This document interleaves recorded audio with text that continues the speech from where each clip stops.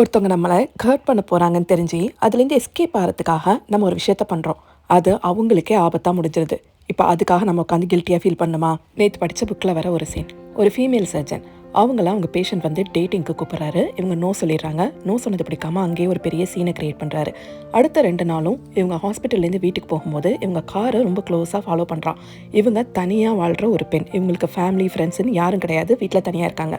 மொதல் 2 நாளும் எப்படியோ சாமர்த்தியமாக அவன்கிட்டேருந்து தப்பிச்சிடுறாங்க. வீட்டுக்கு நேராக போகாமல் எங்கெங்கேயோ சுற்றி அவனை டைவர்ட் பண்ணின்னு 3வது நாளும் ஃபாலோ பண்ணும்போது இவங்களுக்கு பயங்கரமாக கோவம் வருது. யாருக்கும் தெரியாத ஒரு ரூட்டை எடுத்து கடைசி நேரத்தில் வேறு ஒரு டேர்ன் எடுத்து இவங்க போயிடுறாங்க.